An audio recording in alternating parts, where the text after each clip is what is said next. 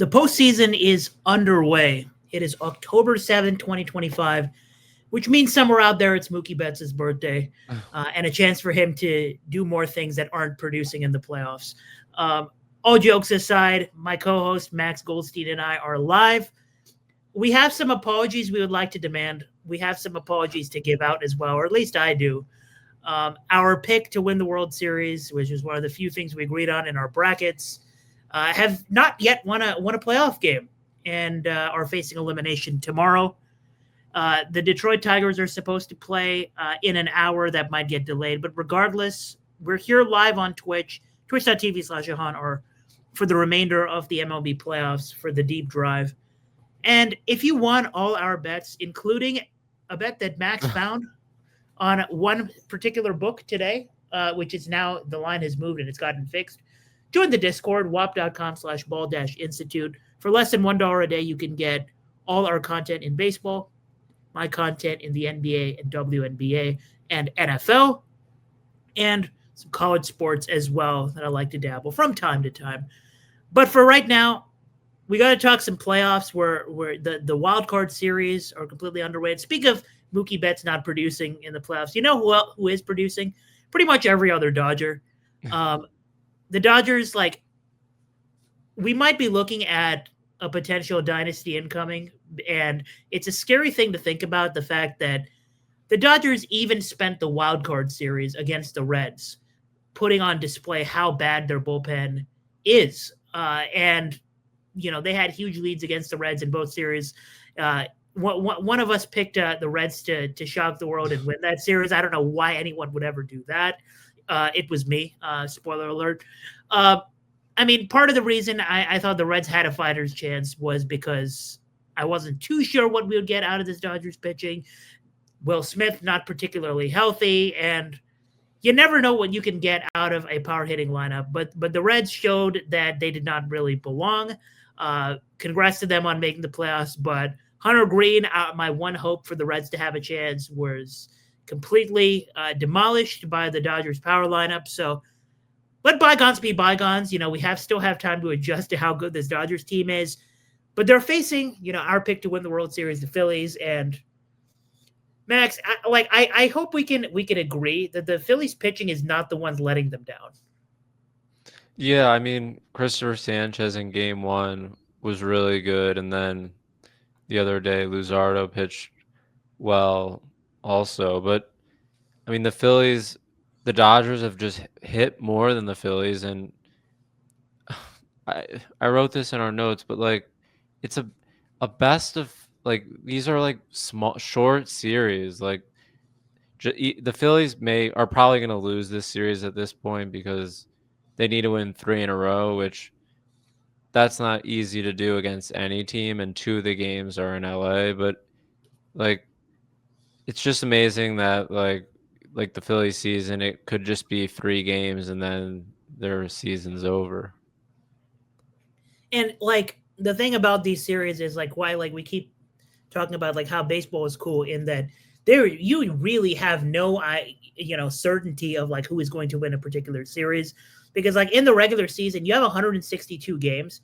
If you lose 3 in a row in a 162 game season, no biggie, figure it out, brush yourself off, next plane trip, win the next series. Who cares?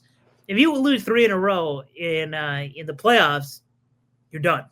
So that's what the Phillies are being victim to right now, is the fact that I stand by the fact that this offense has an argument for best in the entire playoff bracket, but also they're facing playoff certified studs in Blake Snell, and they're playing playoff certified studs offensively that will make you pay if you make a couple of mistakes. I want to talk about Jesus Luzardo because this was my pick to be the pitcher of the playoffs to watch out for among the guys that don't get the regular fame as all the other ones. Blake's now dominating. No one's surprised by this. Freddie Peralta having a good playoff start against the Cubs. No one's surprised by this. But Jesus Luzardo is a guy that Phillies fans were nervous about entering the playoffs, and certainly did his job. 6 innings of immaculate work yesterday in game 2 until he finally got hit up just a little bit. A couple of hits in a row by Teoscar Hernandez and Freddie Freeman.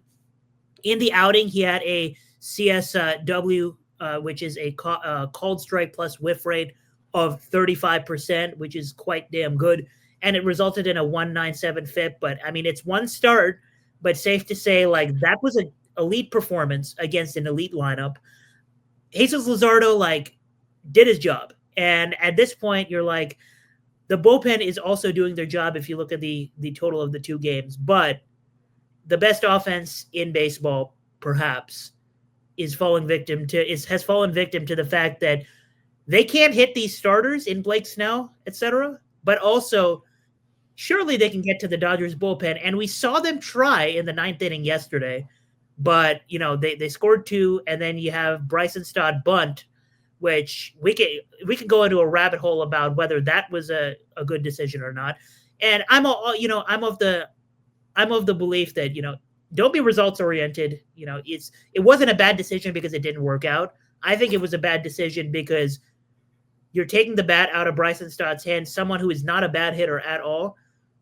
Trust him to pull the ball at the very least, and trust that if he gets a hit, that's a much higher likelihood chance of winning the game than him forcing him to bunt.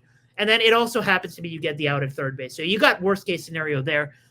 But back to my original point, like, the Dodgers bullpen being outright bad recently kind of doesn't matter when you just put Tyler Glasnow out there, when you put Roki Sasaki in to close. Like, the Dodgers signed Roki Sasaki to try to be a great starter for them, kind of like with Yamamoto. And then he was like completely failed in his beginning. And they're like, you know what? Give us one inning in a playoff game and throw 100. How about that? And it just so happens to work when you have good stuff. So I feel like this situation, as well as with some other teams we're gonna recap, is proving my point from a few weeks ago about how I don't care if someone has a bad bullpen entering the playoffs. And we may still disagree on it, and we could use other teams to talk about this. But I do also agree with you. Like, I think it's over for the Phillies. Aaron Nola is going to start in Game 3 with Ranger Suarez following him. And I think we agreed when we talked a few weeks ago about the Phillies that Jesus Luzardo is better than both of these guys. So if you can't win the Jesus Luzardo game or the Christopher Sanchez game, I think the Dodgers dynasty is probably the favorite to win the World Series at this point. So it's sad, but it's the game of variance we play. Yeah, and the Phillies, they're definitely in trouble, but it's not over because the Dodgers won 2 games in Philadelphia. So if the Phillies can win the next 2, then they get Game 5 back at home. So I never, until the series is over, I don't like to count anyone out, but this, like, losing the 2 games at home, you can't do any worse than that. Yeah. And then also I wanted to talk about, like, the Reds. Like, I agree they really weren't a good team, but, like, they did not use their resources efficiently. Like, Zach Littell, like, I couldn't believe he was actually starting an elimination game, but I thought, well, at least he's only going to face the order one time, maybe. But then they ended up keeping him. He only gave up 2 hits the first time through the order, but then they decided to leave him in. I think he gave up 4 more hits, and then he had blown the lead. So, like, he probably shouldn't have been on the playoff roster, but if you're going to use him, then you want to use him as little as possible, pun intended. But they actually used him too long. So that was, I don't understand what the Reds were doing. And then you're right that bullpens, like, they don't matter as much if you have an incredible starting rotation like the Dodgers do. And, like, the fact that Tyler Glasnow and Emmett Sheehan, like, those Glasnow is a really good starter and Sheehan's a good starter too. And, like, they're both in the bullpen. Like, that's kind of ridiculous. So, like, if you can get your starters to cover all the innings, then sure, the bullpen doesn't matter. We have people watching in stream. Be like Ron Monks, be like Austin R, who have joined the stream, and be like, I believe, a first-time chatter here, asking about the Tigers. Max is a Tigers fan. He will, and somehow I have been the one higher on the Tigers this year all season long. I've been for contenders. I may have given up on that take a little too early. They will play a Game 3 today, and in a game that can go either way. AB has asked about one of the bets that I posted in the Discord. I'll stay on after the show is over to talk more about my bets today. I love Eugenio Suarez today, and if you're watching after Game 3 is already over and Eugenio Suarez went over 4, who cares? I post all my bets in the Discord. I love the matchup with Suarez against Flaherty today, but also even if Flaherty has a short leash, I like that the Tigers bullpen is a little bit compromised these days. So I love Eugenio Suarez, and I have a process to read markets for hitter props, and Eugenio Suarez has been mostly reliable for me this season when reading the market on his prop. So love Eugenio Suarez today. Spoiler alert, I bet on him. Go check out the bets in the Discord.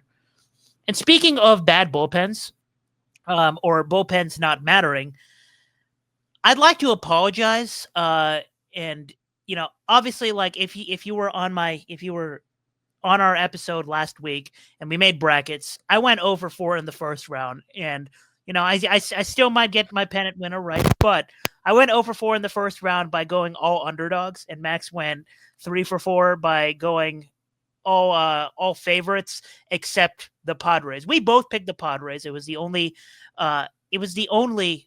first round series that we agreed on, and I'd like to take this moment to apologize to myself. So I've spent the entire season. I spent the off season before this show was in existence. I spent the season talking about how fraudulent the Padres are, how I didn't love their trade deadline, and I thought Ramon Laureano was the only move that made sense from a cost standpoint for them. Ramon Laureano was out in this series, and I still picked the Padres. So I'd like to take this moment to apologize to myself for being soft and going against my own take from the past and picking the Padres to be competent enough to win a 3-game series against a team with essentially no pitching. I apologize, and I have learned not to be soft. I've learned not to have conviction with my takes that are obviously correct, and in that. A team that's batting Luis Arias, and I will keep parroting this, a team that's batting Luis Arias second is hurting themselves. And Ramon Laureano was out the series. That obviously hurts them, but I had that information. Gavin Sheets and Ryan O'Hearn had to both get important at-bats against left-handed pitching because of this weird lineup construction. And on top of all of that, I have been parroting the whole Padres rotation is exploitable take all season long, and Yu Darvish has not shown any signs of being great all year long. And lo and behold, he was roughed up by a good offense, and that ended up being the dagger in the 3-game series. So I'm sorry. I'm sorry to myself. I will be better about having conviction in my takes. Max, do you have further takes about this Padres team? Well, I'm just curious. We'll never know, but it'd be interesting to know, like, what you'd be talking about right now if the Padres had won the series, which, like, the Cubs won the series, but are you telling me that now you'd pick the Cubs next time? I think so. Seeing... So to do a quick recap, and by the way, Loki iCarly, legend of the program, appreciate you for joining. So to recap what happened here. So one of my futures bets for the round, which I got smacked in the face by my 2 futures. We'll talk about the other one in a minute. One of the futures was to take the Padres at plus 106 on FanDuel to win the series. The price looked a little suspicious, and I should have known that the books were sharper than I was here. But I took the Padres to win the series at plus 106 because I thought that they should have been the favorites over the Cubs. I thought that they were the right bet to make in that moment.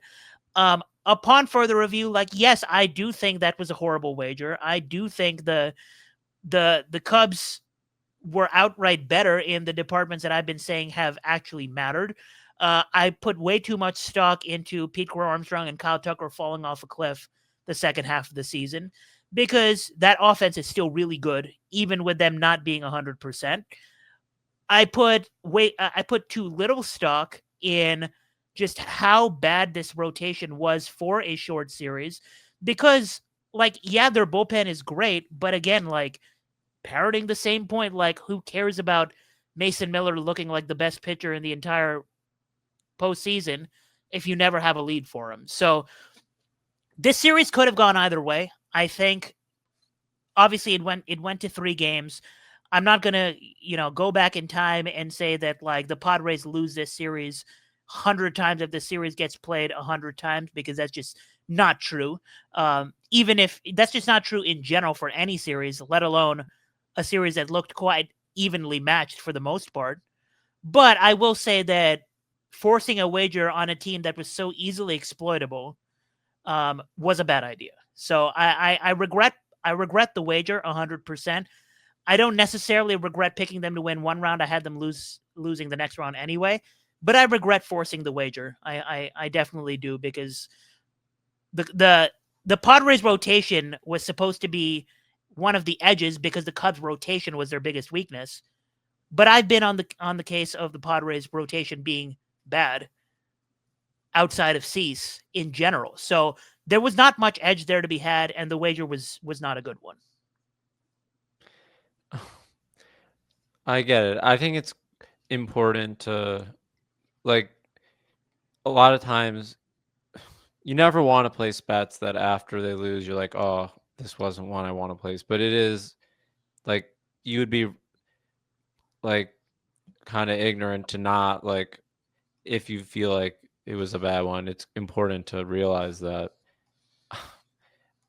I don't know. I feel like if the Padres won, you'd be like, you wouldn't.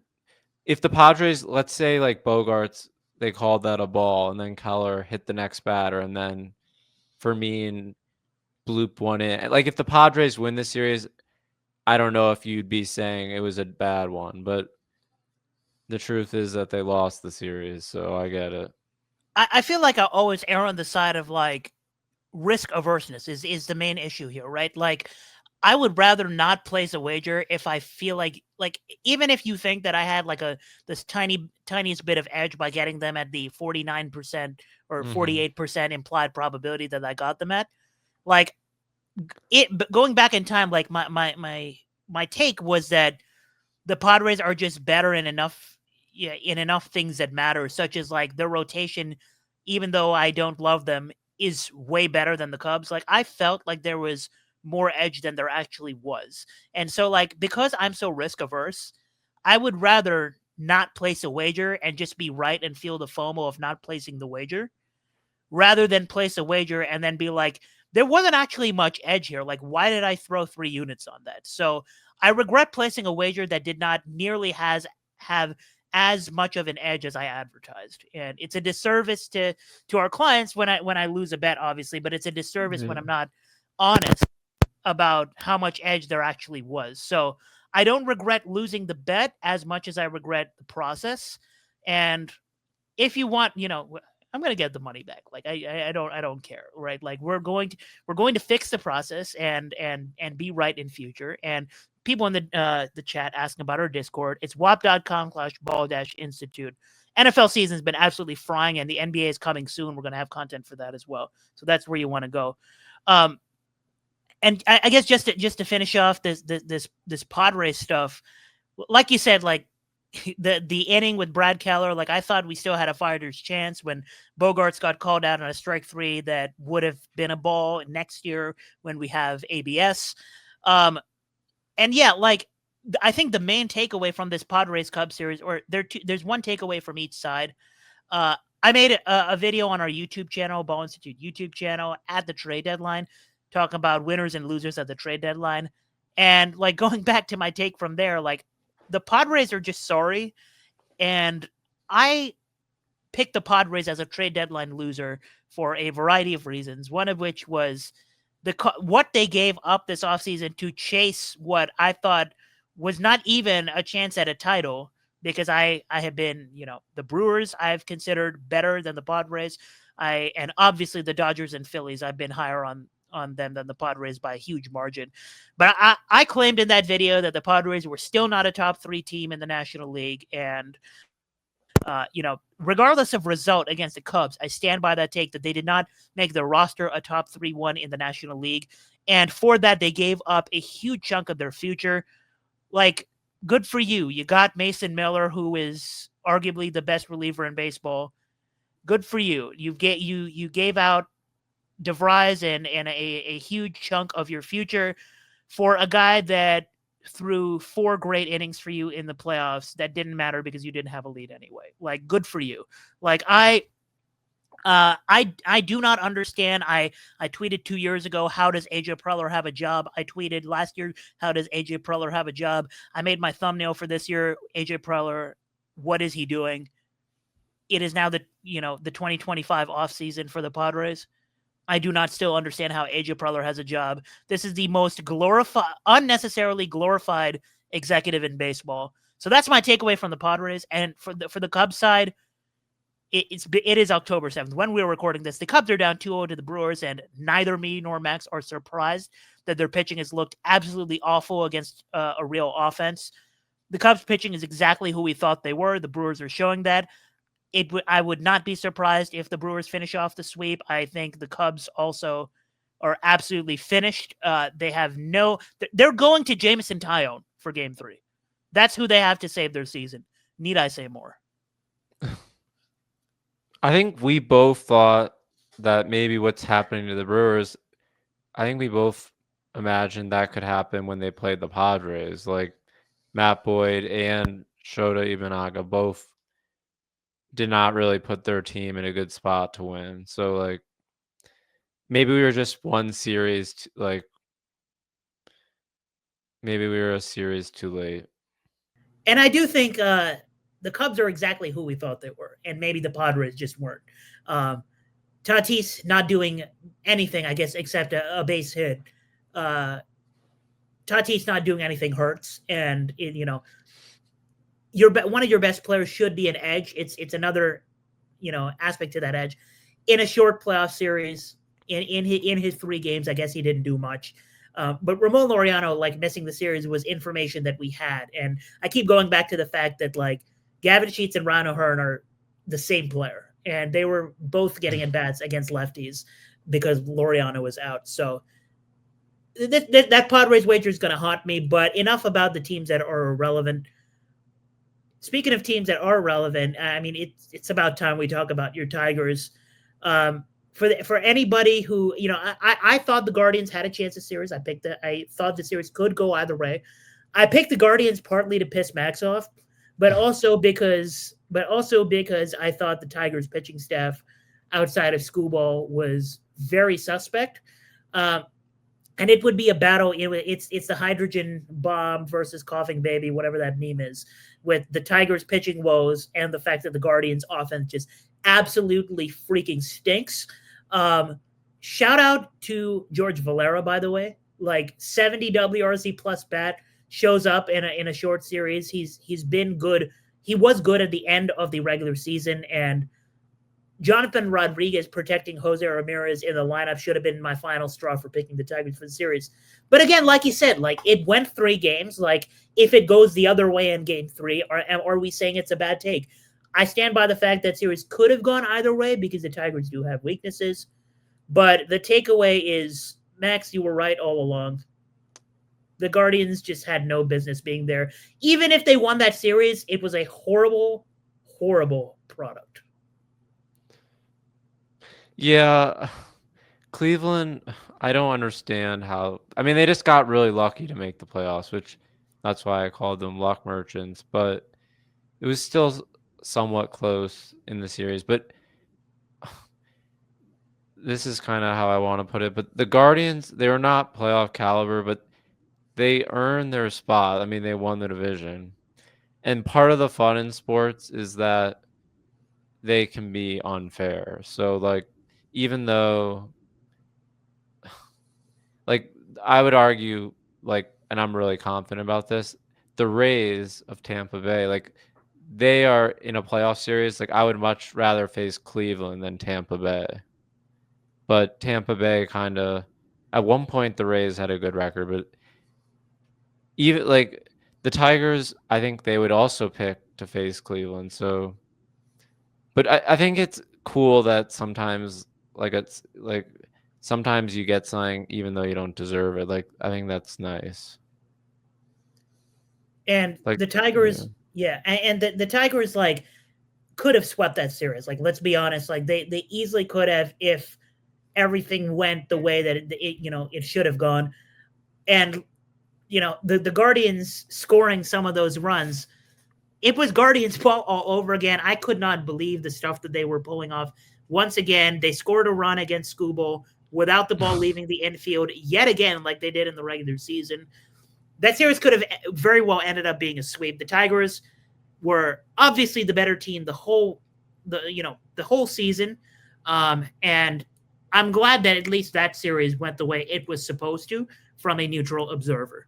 And what that has led to is that the Tigers face the Mariners, which it might end up being the most entertaining series of the postseason, at least from my perspective. I know a lot of you watching, you like to see, the home runs, the 6-run innings, and maybe Guardians ball is entertaining to you because people are running around like crazy. Everyone looks like a little leaguer, and maybe that's entertaining to you. But to me, it's when everyone's playing at their highest level, like who is going to win. Like Dan Wilson of the Mariners, the Mariners manager, said, I don't know how to play chess, so I'm not going to make any chess analogies, but it truly is like a chess battle between managers sometimes.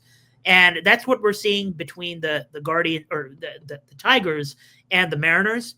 And I think the fact that the series is split right now 1-1, like neither team can be super upset about it, because the Tigers didn't win the game that they were supposed to get in game 2, which was Skubal versus Luis Castillo. But the Mariners didn't get the one that they were supposed to get, which was George Kirby against the Pen. So I feel like 1-1 was a realistic outcome, no matter how you slice it, heading to Detroit. And it doesn't matter the route to which we got there, right? So we're getting a series that could very well go the distance, which is 5 games. And it's possible, if it does go to game 5, that we get the ace versus the ace, Tarek Skubal versus George Kirby, which would just be perhaps the most electric thing that we've seen in the playoffs so far, because I love when 2 aces play or pitch against each other in any setting. And if we do it in a playoff elimination game, I hope we can get that sort of product. I feel like that's what's going to happen, because really Seattle, like, it's tough for them. Like, the thing about the Tigers that's scary, especially in a 5-game series, is that Skubal could potentially start 2 out of 5 games. Like, they probably feel like that's annoying, but I really think if it goes back to Seattle, the Tigers actually will probably be favored maybe by a smidge in a game 5 where it's Skubal pitching. I know, or it'll be close to 50-50, but the Mariners really need to win today and tomorrow, I think. They don't need to, but like if they want to give them, like, I don't think they really want to go back home and face Skubal again. Which is, it's weird to say this, but the Mariners are 3-0 in games against Tarek Skubal, and it would just be like the most perfect baseball storyline to go into that game 5 facing Skubal, the Mariners feeling like we have Skubal's number, even though like in 2 of those games Skubal pitched amazing, but the Tigers just could not produce a run. So it's weird it's going to be a lot of like those clickbaity storylines that the Mariners get the guy whose number they have. And then for Skubal to win that game in game 5 would just be the perfect storyline. And as someone with a Mariners futures ticket holder, full disclosure, I would have had a Tigers ticket as well if the Tigers were ever not chalk to win the American League, but the books have given them respect most of the season. I viewed these 2 teams as the best 2 teams in the American League the entire season. We'll talk about the other one that, in a minute, the other one that's been in that mix. But I viewed these 2 teams as the teams to beat in the American League the whole season. So emotionally, I'm invested in good baseball here. Monetarily, a lot of, people who are in the Discord, we're rooting for the Mariners to at least get this series so that we can make a decision about next series and what to do with our ticket. But I'll say this, like, I'm more scared of the Tigers in this series than I am the next series. I feel like if the Mariners can get this series, there's a chance I might not hedge and I might let this ticket ride next series, because I think these 2 teams are playing for the pennant. And it's a good transition into talking about our last group of teams, which is this American League East corner of the bracket. And it's we'll talk about the Yankees in a minute. Don't worry, but I mean, I have to address my Red Sox. I have to address what happened, and I have to address what could have, could have, would have, should have happened. I said I had regrets about placing the Padres wager. That series went 3 games. It lost. My other wager was, and this is, by the way, the first time I've ever gotten reverse swept on MLB futures. Just putting that on record. Ever since I started betting, I've never gone a full round without hitting an MLB future. I placed 2 futures this time, and both of them lost. I have 0 regrets on betting on Boston at plus 150 odds, the implied 40% probability, unlike the Padres series. Now, this series could have gone either way. We had information about the Red Sox, obviously missing Devers, but obviously missing the players still on their roster who they expected to be healthy for the playoffs. Roman Anthony was injured, out for the series. Alex Bregman, like we've talked about it multiple times on the show, like he hasn't been healthy since returning from the quad injury. In their place, like we've had to see at-bats from Nate Eaton. We've had to see Romy Gonzalez not just be a platoon bat and actually face righties. We've had this information, and with that in mind, I still picked the Red Sox. After I bet the Red Sox, Lucas Giolito was out game 3, and I still felt fine about it because I was like, Lucas Giolito, like, I'm fine. Like, I honestly don't mind Connerly early pitching against the Yankees in a game 3. We get to a game 3. Brian Bayo struggled a little bit in game 2, as I predicted. The Red Sox won game 1 with Crochet on the mound, as I predicted. We got to the spot we wanted in game 3. And all it came down to is the fact that this bruised and battered Red Sox lineup just did not produce a single thing against Cam Schlittler. And you got to just tip your cap at the end of the day to Cam Schlittler. Like, I acknowledge that this dude is a stud. And you can't sometimes predict that in a winner-take-all game, someone that young, someone who wasn't even a part of the Yankees pitching plans at the beginning of the season, sometimes you can't predict just how dominant someone like that can be. And it happened with Trey Savage in game 2 against the Yankees. And it's happening, and it happened with Cam Schlittler in game 3. Cam Schlittler, like, I expected a good start from him, but could I predict 8 innings, 12 strikeouts, historic stuff? I'll take my L to the chest, but I also don't mind the fact that I did not predict that's what's going to happen with Cam Schlittler's start, and none of you did either. His strikeouts line in that game was 4.5. So give credit to Cam Schlittler. You tip your cap. It's a short series. I have no regrets of picking the Red Sox as pretty big underdogs. And the Yankees takeaways, I'll let you take the lead on, Max, because the series is not over against the Blue Jays. It definitely isn't. In fact, the last time we saw a 2-0 comeback in the ALDS or in the division series, it was the Yankees in 2017. The series is certainly not over, but perhaps we still don't meet eye to eye on this team. I mean, this probably won't surprise anyone, but I'm not going to let my opinion on the Yankees, I'm not going to shift it based on, I know they got crushed back-to-back games, but like that's just, it's only 2 games, and I still believe the Yankees are really good, and they definitely have a chance against Toronto, but like the Phillies and the Cubs, they're in trouble because they have to win 3 straight games, which is not easy at all. And you're right about Schlittler was amazing, and I don't think anyone could have. I don't even think he expected to pitch as well as he did. But I don't think his mom expected him to pitch as well as he did, considering she still has Red Sox banners on her Twitter page. But proceed. I just like the Yankees. I know that looks like they're going to lose to Toronto, but I'd need to see them lose to Toronto. Like I need to see them play each other like way more than one time in one series to really, and to say that the Yankees are actually, I don't know. I try not to change my stance on teams based on like like just a little small sample. Which is completely reasonable. I mean, we just talked about it with the Phillies, right? Like, just because the Phillies offense didn't produce in 2 games doesn't mean their offense is bad. And I see Phillies fans on my Twitter timeline talking about, we saw this coming. The Phillies offense is bad. No, you didn't. If they scored 3 runs yesterday against Blake Snell, you would not have been saying that. Like, let's be serious. So I completely understand not wanting to shift your take after 2 games. I think there's do need there at some point you need to make some adjustments to your takes, which, I certainly did with some of my bad takes, and I didn't with the others, right? Like I said, I don't regret betting on the Red Sox as plus 150 underdogs. But the Yankees scored 0 runs in 7 of their 8 innings in game 3. And that's where I'm going to start my, the story of today is like, yeah, Cam Schlittler pitched the perfect game essentially to get that series passed. But remember when you said 10 minutes ago that, like, what if the Padres had just won that series? Would you have still said the same? Like, what if Cam Schlittler gave up a bomb the one time he got into trouble?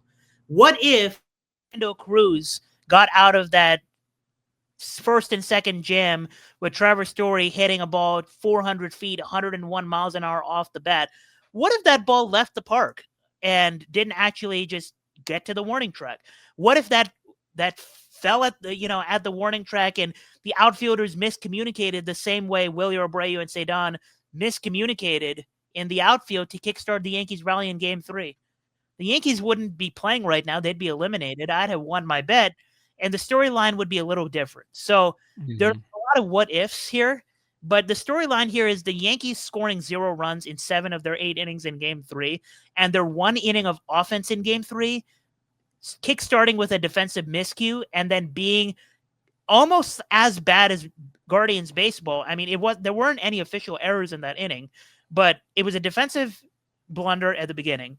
And then the rest of that inning, there wasn't a single hard hit ball. The rest of that inning, it was ground ball after ground ball, chopper after chopper that went through, 1 walk in there. And lo and behold, you have 4 runs in that inning. Connerly Early did his job. The Red Sox bullpen did their job. Like, Alex Cora managed a great series. Any Red Sox fans who think that this is Alex Cora's fault, you're just not paying attention. And the takeaway for Boston for that series was, again, back to, like, when I made my trade deadline video and I said they should have sold Jarren Duran while he still had some value. That was an abomination of an endeavor by the Boston front office. That should have happened. And on the Padres side, like, that Game 3 should have clued you in to the fact that there was definitely a chance they would get crushed by the Blue Jays. Max Fried now has a 5.31 postseason ERA, and the sample size is not small.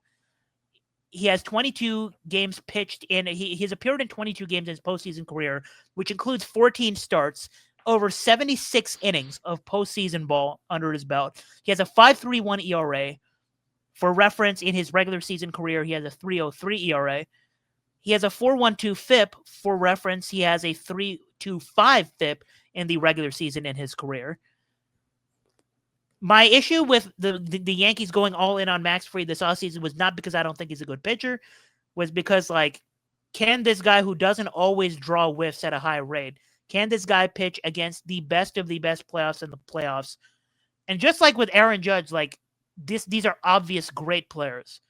But until we see them explode in a playoff run and actually pitch their best in a playoff run, like some other players are playing, like, I got to see it to believe it.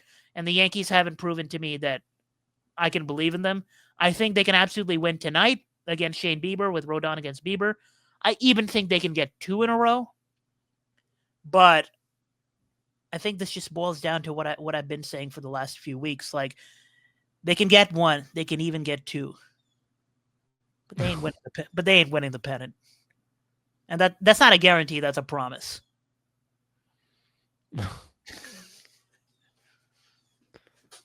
Max, I'm going to let you, even though this Tigers game may get delayed today, I'm going to let you plan your day. And if the game does get delayed, we'll have to wait on our Eugenio Suarez cash. And you may have to actually go to the game if the game does get delayed and you have a chance to walk over there. The game is delayed. I am going to the game. In that case, I'm going to let you find a good jersey to wear, and I'm going to let you have your evening to yourself. I think a lot of us in the Discord are rooting for Seattle for monetary purposes, but I honestly, genuinely just want good think these two have always been the best team in the American League, no matter what you've said about that other team in the Northeast of America. And we'll be back for another postseason show on Tuesday. We're most likely back to the 4 p.m. Eastern time schedule, but the schedules may be adjusted. We always post when we adjust the schedule a little bit, the timing, stuff like that, depending on when the actual postseason games are. I'm going to post those notifications in the Discord. Get in the Discord, wap.com/ball-institute, and get all our notifications for MLB, NBA, WNBA, and NFL. And for now, we'll see you on episode 13 of The Deep Drive next week for another playoff edition of the show. Have a great rest of your week.